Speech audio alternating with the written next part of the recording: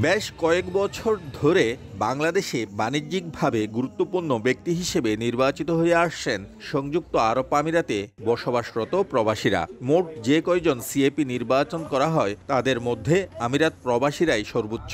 এবার সর্বোচ্চ ৬০ জন প্রবাসী নির্বাচিত হলেন বাংলাদেশি সিএপি হিসেবে। সংযুক্ত আমিরাত এমন একটি দেশ যেখান থেকে আমি মনে করি বিজনেসের ম্যাগনেট বলা হয়, সেখান থেকে সবসময় বেশিরভাগ হয়ে থাকে। ইনশাল্লাহ আগামীতেও এটা দ্বারা অব্যাহত থাকবে। রেমিটেন্সের ক্ষেত্রে, প্রবাসীদের ক্ষেত্রে আমাদের এই বর্তমান সরকার কোনোদিনও কোনো মানুষকে বৈষম্যভাবে দেখবে না। কারণ রেমিটেন্স আমাদের দেশের প্রবৃদ্ধিতে সক্রিয় কাজে আছে, যে এই কাজটা আমাদের পুরো বাংলাদেশকে উন্নয়নের ক্ষেত্রে অগ্রাধিকার রাখে।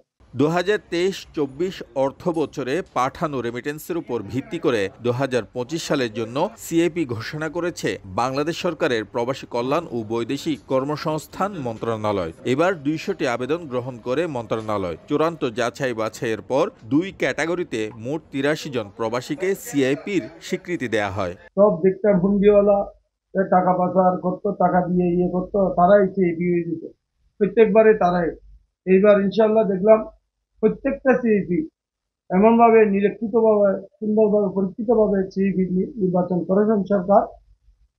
খুব অনেস্ট মানুষ, ভালো মানুষ, সবগুলো সিএপি দিয়েছে। সিএপি অ্যাওয়ার্ডটা দিতেছে মানুষের উৎসাহ দেওয়ার জন্য, যাতে সবাই বৈধভাবে টাকা পয়সা পাঠায় এবং বৈধ চ্যানেলে টাকা গেলে আমাদের জন্য, দেশের জন্য লাভ, আমাদের নিজেদের জন্য লাভ।